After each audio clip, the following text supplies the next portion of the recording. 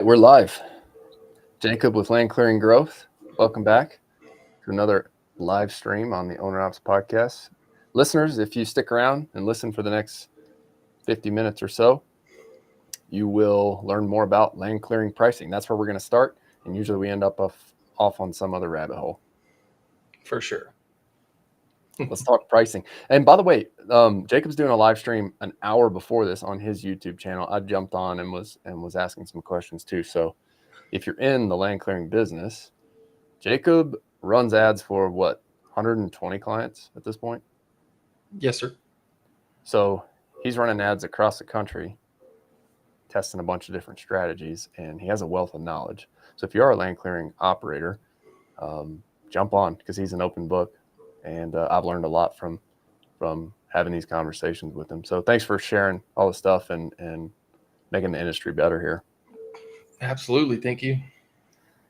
So where are you at with pricing? You created that pricing tool, and I see day rate versus project pricing being discussed a lot right now.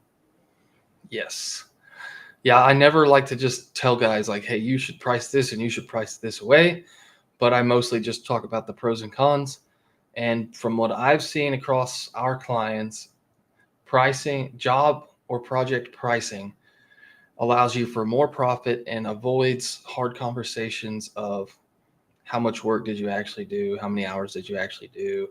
And it gives the customer less options. So it's a simpler, more convenient sales process. Confused buyers don't buy. So I like that. But I also know that day rate and hour rates come in handy with larger scope projects where you can't necessarily set the end too well. You can't say exactly how long it will take. Like if it's just a really big project or a really thick, big project, and you're like not even sure where it will go once you start getting into it, and it's a higher level client or, a developer or contractor, you definitely want to have that, day rate in the back of your mind. And I still think it's great to have that day rate internally so that to be profitable, you need to make at least this much each day per machine, per crew, depending on what you're doing. So tell us more about this pricing tool that you've created. For sure, yeah. So it is so important for your customers to be able to find out pricing, at least price ranges.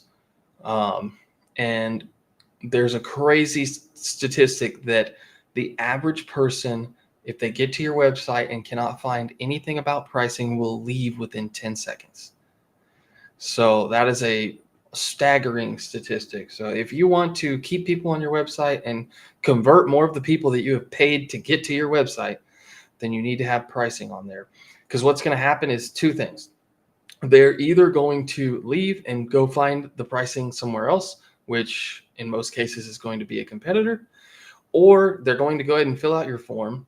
And if they can't afford your services, then you're going to complain that you had to waste time and money on tire kickers or people who can't afford you, when really you should have just educated on the front end on how and why your prices are what they are.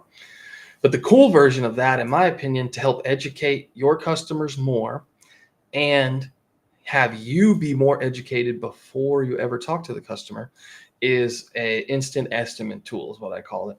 And it's basically a survey with conditional logic on the back end based on your pricing models and structures. So they just answer these questions with these big, pretty buttons. And then at the end, it pops out an estimate range for them based on those questions.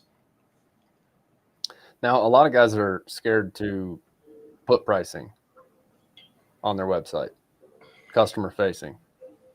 And it's a valid point, but what would you tell that person? Are you scared of making money? It has been proven way beyond me, that people want a self-service way to figure out about pricing. And 78% of customers will go with the first company to give them enough information to make a purchasing decision. And if your competitor gives them that without them ever having to talk to them and they have to talk to you, guess what? Your competitor is going to get more opportunities than you. Just straight up. And pricing transparency, because information is so readily available on the internet, our culture and buyer behavior has changed, and people want pricing. The quickest example I have for this, in my personal example, or my personal life, is if I'm searching for a car, like on a dealership website, and it says call for pricing, I just wrote that car off. I want to see it, right? And when I found out the statistic, I was like, yeah, that makes a lot of sense. And I'm not saying you need to put your day rate, your hourly rate on your website. Now, you could do that. I wouldn't have a problem with it, but you need to have pricing ranges on there so that people can get an idea of the scope of what you do and why it's valuable and what it costs. And if you don't, then don't complain when you don't have the opportunities you want, and don't complain when you're talking to 20 people a day who don't know what your services cost. So the data supports here that the people who do come through that funnel, if you're showing pricing, will be more qualified. For sure. And they'll qualify themselves or disqualify themselves for you. And we put this friction in on our end as well, because you guys are humans as well, and your buyer behavior shows the same data. So I have in my videos, I've got tons of videos people watch before they ever actually like talk to me. And people will text and be like, hey, I just watched the video. We're actually not, doesn't look like we're qualified for this. So won't waste your time or mine. And so that helps, like when you get to that volume side, like we get 1,000 leads a month. So, it would be hard to talk to 900 people that didn't understand or couldn't afford our service, but we are getting the leads. So it's our responsibility to work them. And so I put all these education pieces in front to, kind of help with that. And then I truly care. So I've also spent lots of time and money to put out free resources, free videos, free trainings, free documents for people who aren't ready or can't afford our services. And I would recommend guys do the same. Like, just educate your people on, what it is, that needs to be done at their property, and why these things, cost this much, and how they can, prevent things themselves. Or, after work is done, how can they keep things maintenance, or what should they keep things maintenance? And one of the biggest things I love for people to do is like what to look for in a good company, right? And so like on my side, I could create a video that's like what to look for in a good marketing agency for your land clearing company. And it's like literally just helping people, whether they choose to work with me or a competitor. It's just literally providing value. And you could say the same thing, like, hey, what to look for when hiring a company for fire mitigation. Make sure that they have make sure they have insurance, right? Make sure they have reviews. Make sure they can show you real pictures and videos of work that they've done. And then like the advanced level of that, I saw your buddy Brushworks post this the other day, like 18-month review, like going back to a property 18 months later and checking in on it. And like that just shows so much legitimacy. And that's one thing I like to talk about is like some of our competitors have testimonials of like the last 4 weeks, 6 weeks, whatever. And I like to go in there and say like, hey, great dudes, great work. Check out our testimonial from this guy who's been working with us for 3 years. It's like when you're able to say stuff like that. And so that's something I would say, like, hey, if your land clearing company has not been in business for at least 2 or 3 years and can't show reviews from back then, I would maybe consider one that has, and, consider that in your pros and cons. Have you seen that video that Hormozy posted recently, or maybe it was actually from the guy's account who he was coaching? It was the concrete guy. I don't remember the name of the guy, but have you seen that coaching video where they're talking about the 3 different pricing tiers? Yeah. Good, better, best. Yeah. You have thoughts on that, and have you thought much about that for land clearing? Yes. Yeah. Now this would fall more on y'all's side because y'all know more than me in terms of how you would describe that. But the way I would think about it is like, hey, we can come in with the mulcher, open this up a little bit. You'll be able to see better, and you could actually walk back there, or we could come in and really, make this usable and beautiful and selective, and make sure regrowth is not going to come back.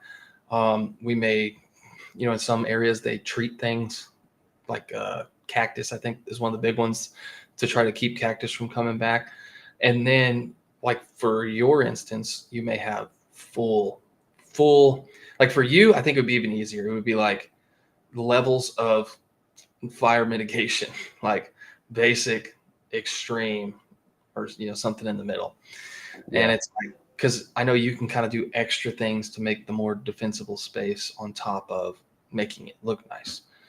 But in terms of like actually explaining that value, because I know there's differences. I see guys like talk about having to come in and clean up after bad forestry mulching, um, and like making the material finer or making the ground better or really getting down to the roots more.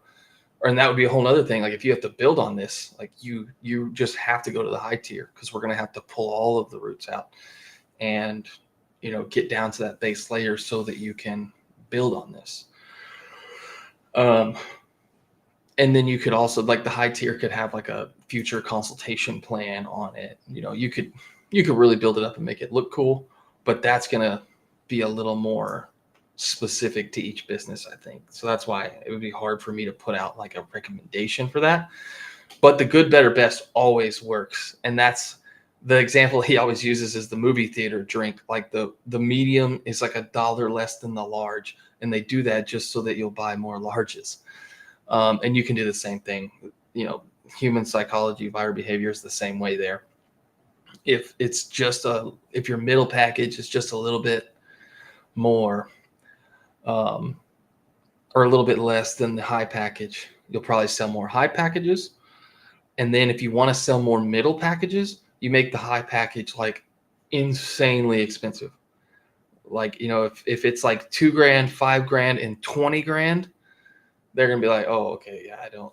And I've actually used that psychology before. Like, hey, I actually have this high tier, but I wouldn't even sell that to you yet. It's $20,000.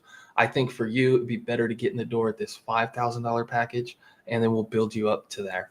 And then it just makes the thing I want to sell seem so much better.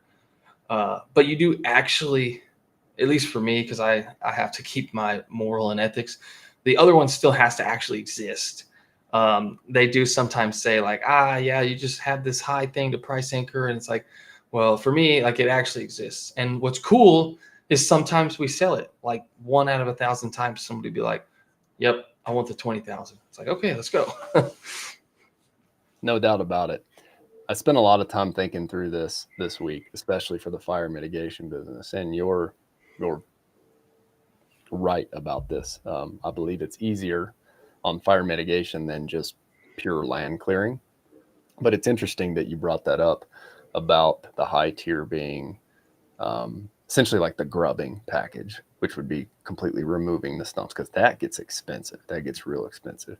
The way I've thought about it here in the fire mitigation business is, we basically have our basic package, we have our middle package, and then we have our premier package, which there's a lot of difference in between coming in and just clearing the vegetation to knock it down and get it on the ground, which is the goal of fire mitigation, and actually making it look great, right? And there's a ton of time that goes into making it look great. And so we've consistently been thinking about how do we communicate well to our customers so that there's a very clear expectation of what they can expect to get based on the price that they're paying us.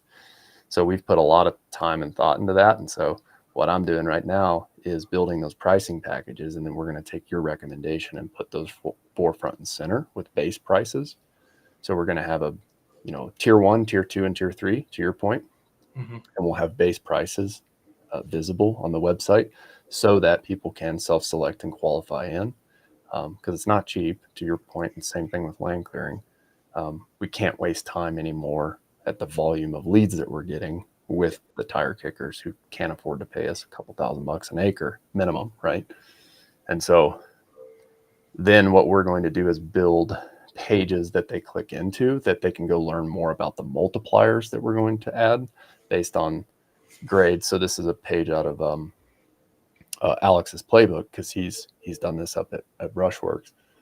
But yeah, we're going to model his format, 3 tiers on steepness of grade and then 3 tiers on density as well. So each package will have a multiplier based on density and steepness of grade. And so, yeah, we're going to implement that and test that for 2026. But where we've ran into some issues is just communicating with clients. They pay us for something and then they're like, well, I wanted what John was getting down the street. And it's like, well, you got a different forest than John, first off. So let's start there.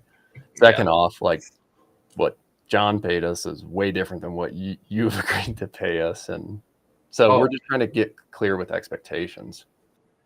No, yeah, that's amazing. And what I love about that is that when the client gets to the end, it's not you telling them, hey, you need this done at your property and it costs this much.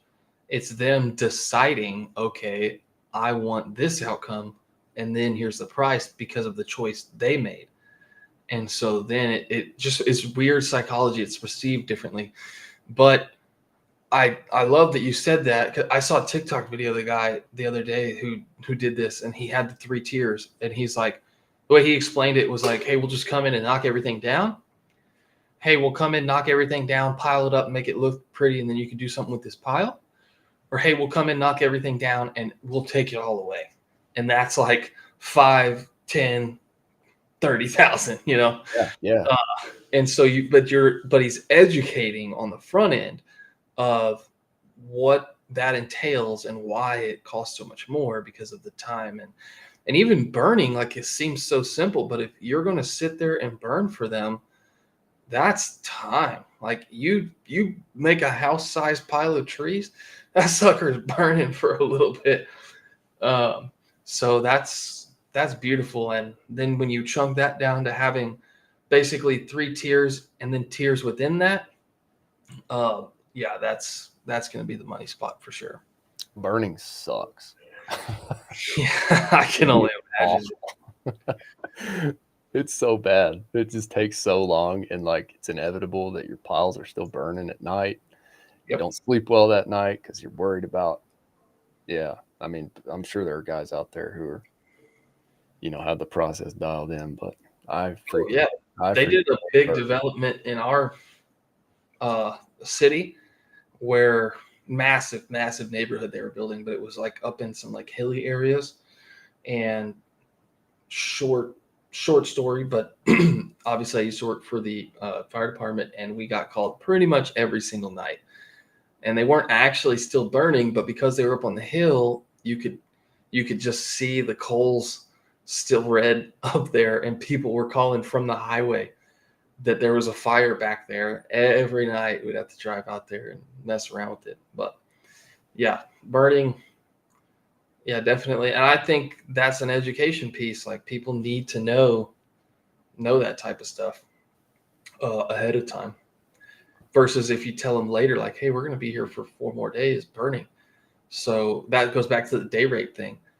Like, oh yeah, I'm going to charge you 4 more days now while I sit here and burn this pile. And they're like, what? We didn't talk about that. Versus if you have all that in the beginning, you avoid that. So I believe that that's one of the toughest pieces about the business, is to get clear on the quantity, because it's not like painting where we can come in and take a square footage, or putting in hardwood floors where it's a hard square foot price. Yeah. Because even if you do a per acre price, and I believe Alex, the way he's come up with it is the best way that I've seen at this point, it's still, though, we're going to have some inaccuracies, even if we get that system really, really dialed, because we're making a human guess. Eventually, hopefully, the GPT can analyze we can feed it photos or videos and say, please analyze the density, please use software to analyze the grade here, and then we can get more accurate calculations. But for anybody in the business, you know exactly what I'm talking about. It's not just contractor talk. When we say every property is different, it's every property is different. Yeah. And if, for example, we do a lot of work in a forested neighborhood, and all nice sized properties, but one person's property is completely different than the forest on another person's property. And so it's hard to even compare apples to apples within the actual neighborhood, especially on the fire mitigation stuff. So if anybody's hearing this, the reason we're talking about this is the encouragement is to get crystal clear with your client up front on what they're going to receive based on what they're paying you. Because I can tell you this, hauling off material and grubbing stumps is incredibly expensive and Yes. incredibly time consuming. So in the client's mind, they're like, oh, you can knock that down, and while you're here, you can just throw that in your trailer, right? Like some clients just assume that, right? It's just, while you're here, while you got the equipment here, just pick it up and haul it off, right? It's like, Yeah. no. Uh-uh. Yeah, and that's where I feel like the day rate just punishes you. Like, why if you have 2 one-day jobs, you're making less profit on another one just because you're pricing as a day rate, and that job's going to be different. And that's where it's like, that's where I feel like the day rate really only works efficiently for you on a big project of one property, where the scope of it's pretty much going to be the same each day. It's just you don't necessarily know. No one knows how many days it's going to end up actually being. You can get within maybe a couple of days, but versus if it's a property where you can price out the scope of it, you're just going to win more that way. The customer is going to be more clear. But yeah, I just don't think it's fair to you to do 2 one-day jobs and make more profit on one than the other when you could have just priced the other one more because you knew it was going to take a little bit more work or equipment or time or personnel or whatever. What is your recommendation to guys who are starting out for pricing? I would reach out to other companies, and not in the sketchy way like funnel hacking and filling out their estimate form and pretending to be a homeowner. Like, just call and see if they would be willing to talk to you about it. And if they're any kind of reasonable competitor or person, they're going to want to give it to you because they don't want you to come into the market and charge half of what they're charging, because it's going to cause customers to devalue the service. And then you're going to I hear this complaint every single day. Man, all these guys just bought a mulcher and they're charging $1,500 a day and they're destroying the market. And it's not totally true because those guys aren't going to last usually, but it is kind of true. Like, they're going to get jobs. Now, half the time, you're going to end up coming behind them probably. But yeah, I would say reach out to, the companies around you and, see what they do. But then also, use the internet, use your resources. There's tons of dudes that talk about this stuff on YouTube for sure, in terms of, their pricing and why, and, what they're getting per day, per machine, per hour, per machine.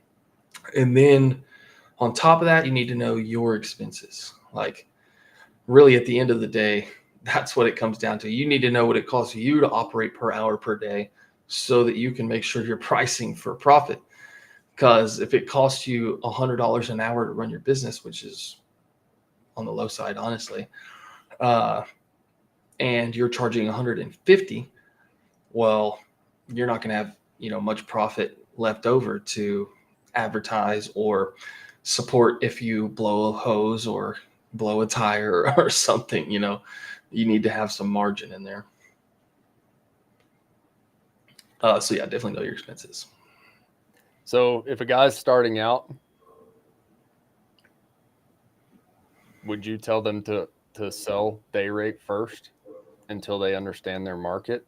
If they cannot get a, if they cannot find specific per acre or per project pricing for their area.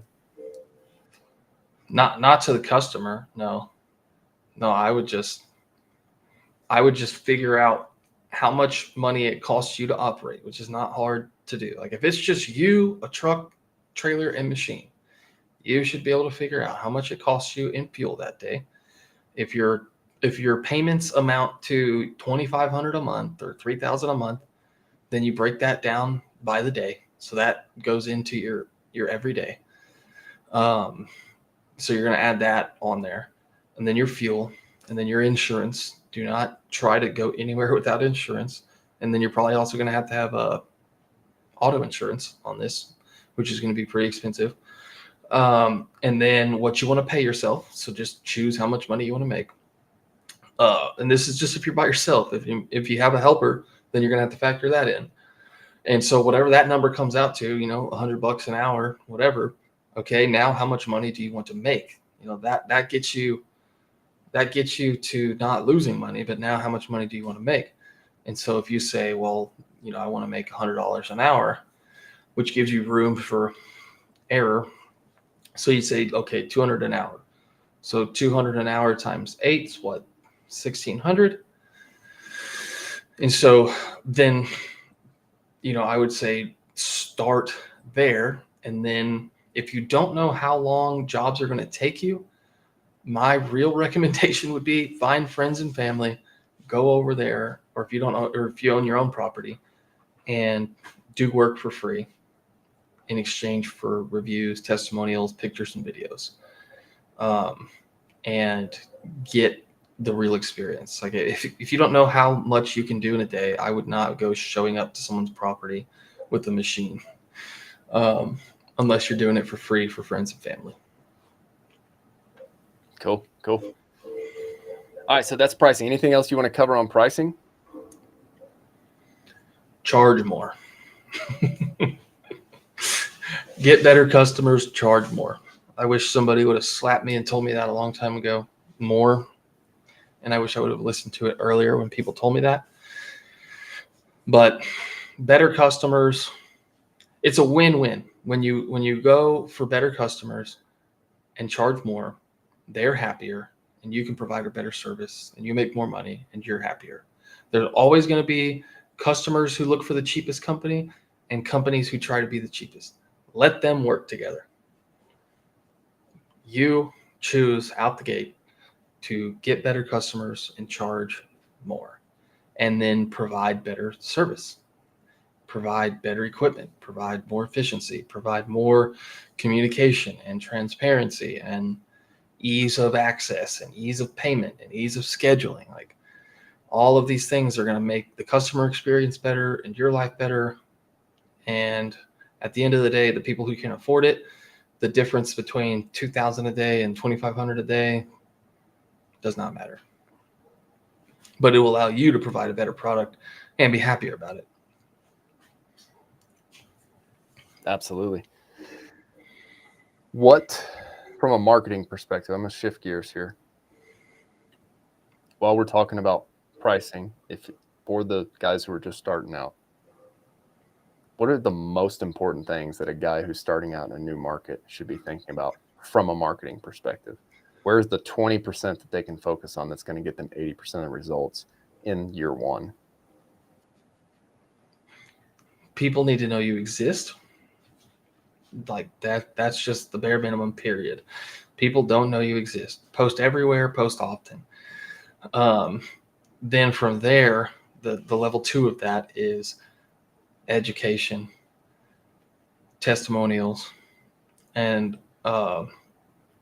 like posting before and after pictures, before and after videos, you talking about who you are, what you do, why it's important, the value that you bring, the fact that you care about quality work and integrity and keeping your customers happy and investing in the community that you're in.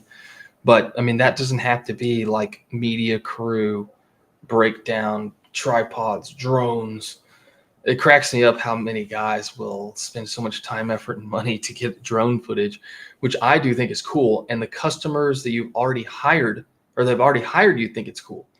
But I have seen so little return on investment of a drone video in marketing.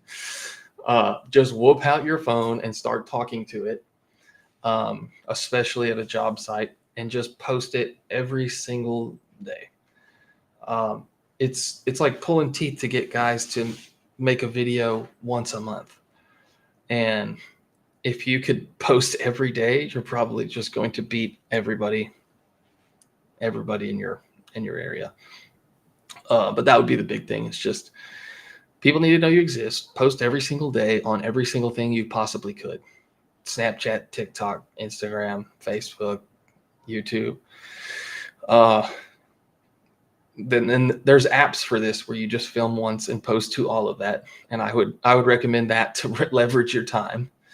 And I'm not even talking about paid ads. I'm saying like this will just get you jobs out the gate. Now, eventually you will have to move to some type of paid option unless you start landing contracts and getting tons of referrals, which is definitely possible, but not predictable or scalable. But once you decide to move to that point, if you have all this content and you're good at it and you're used to it and you have experience with it now, it's going to be easier to ramp that up and get a better return on investment there. But yeah, just letting people know you exist.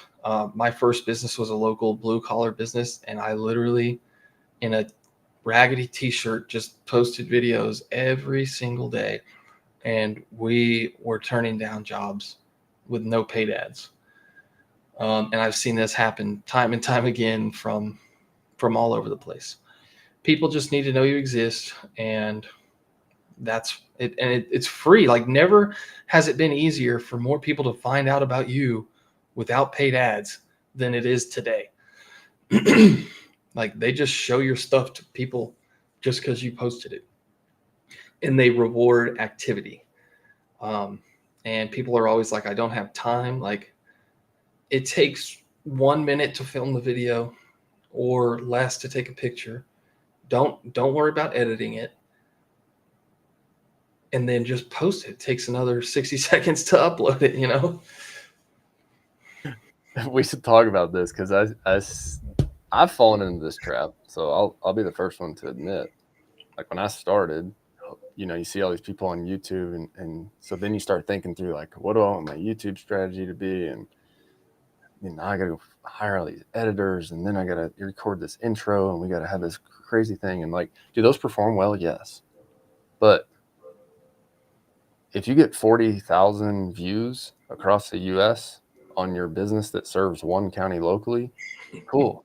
Who really cares? Does that, like, the question I had to answer is like, does the work and where I'm spending my time actually make me more money or actually benefit my business, which there are now people's livelihoods who are relying on that. So I'm going to encourage everybody, if you're doing any sort of social media and taking Jacob's advice there, which you should, it's so easy to fall into the trap of followers and views. And it's like, if you go post something, I see people, it's hilarious nowadays. 20 years ago, if you showed up to a conference and there were 100 people listening to what you had to say, that's a really big deal. Most people never speak in front of 100 people ever in their life. Right now, a video that gets a low view count is 100. It's like you go look at a video on YouTube and it's like, well, that one only got 138 views. 138 people saw your video right there. If that's very targeted in how you outline your content and who you're talking to in the video, Yep. if 138 people in your community see that, that's a lot of people. Because what's the big thing you hear about from all the old timers? Oh, I've never spent $1 on marketing. Yeah. Word of mouth. It's like, yeah, referrals and word of mouth are the best form of marketing. But now we get to have the opportunity, if you are open to taking a social media strategy, to pouring gas on that fire and amplifying that, right? Because then 138 people can can hear about that. And then 138 people that night had the opportunity at dinner when they're sitting there with their uncle, and their uncle's like, man, I was thinking about trying to find some clearing. Then it's like, oh, I just saw this guy on Facebook. So then word of mouth has a chance to actually take place at a greater scale. Yeah. Well, and word of mouth like that is person to person. It's isolated. Works really well. Easiest sale you ever had when somebody recommends you on word of mouth. But when word of mouth happens online, then other people witness it. It can be crazy. And so, like, here's a great example of uh, on one of my posts, people just started talking about the service. And then one of our clients went in there and was like, yep, I can confirm I got this many leads. And it was like, yeah, sweet. A bunch of people saw it. And then somebody was like, but how many jobs did you get? And then he commented on how many jobs he got. And it's like, dude, you cannot beat that. Now, with, because my content exists out there and people are engaging with it. And then one of our clients commented on it unsolicited. People take comments so, like, I have so many reviews and testimonials. People are like, they're probably fake. He probably paid for those. But then somebody in the comments is like, I got this. Everyone believes it. It's just different, but that's like word of mouth has grown to that. And if you're posting locally daily on social media, and then, Susie down the street that you cleared their lot, she comments like, oh yeah, he actually just cleared our lot. It looks amazing. And then somebody's going to see that and be like, oh dude, everybody loves this guy. It's just, it really, and that's word of mouth has just come full circle to social media.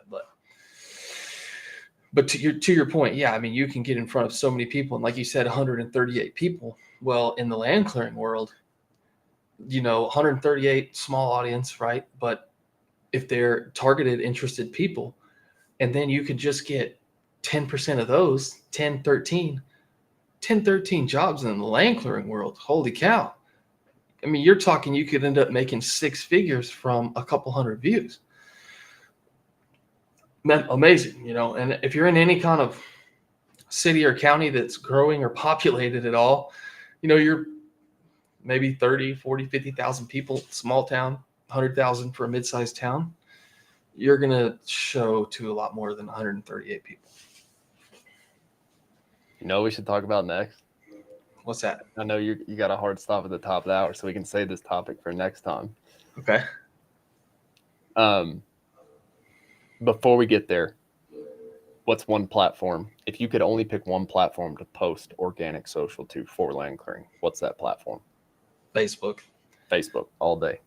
Yeah, that's where all your ideal clients are going to be. It's a little bit easier on TikTok and YouTube to get like views and followings, but yeah, Facebook's where your people are going to be at. And those platforms are now following TikTok style algorithms, and they're showing videos to people.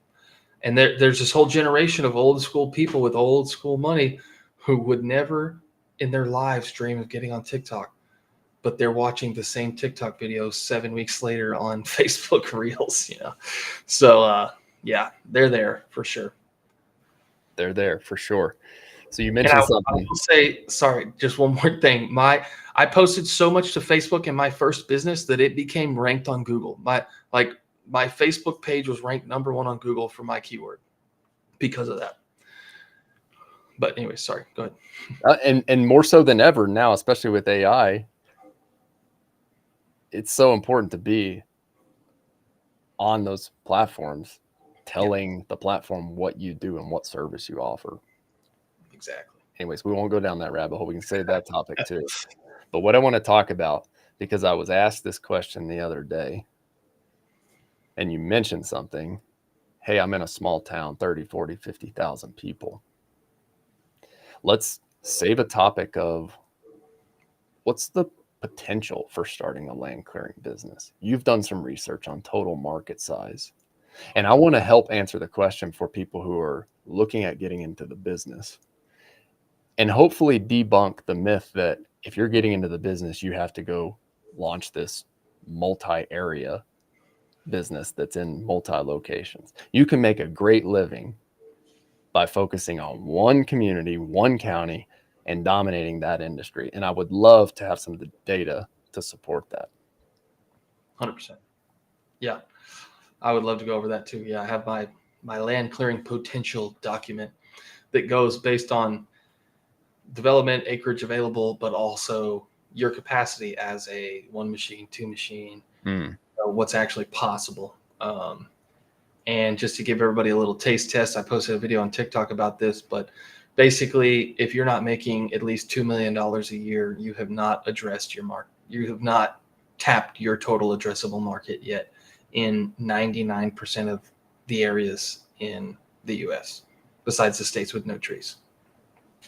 And what parameters, like are there like population minimums that would support that, or what goes into that?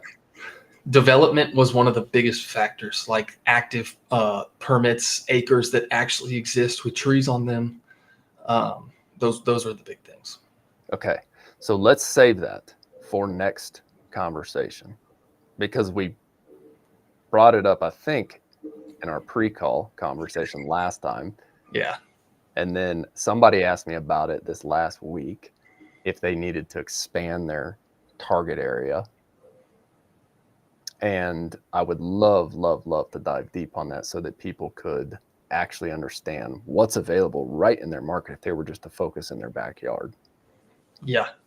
Yeah. And the other just little icing on that is the other guys are worried about the opposite, where there is 20 dudes with a mulcher in their county, and just quit letting yourself believe that the market's saturated. You just have to do better than them.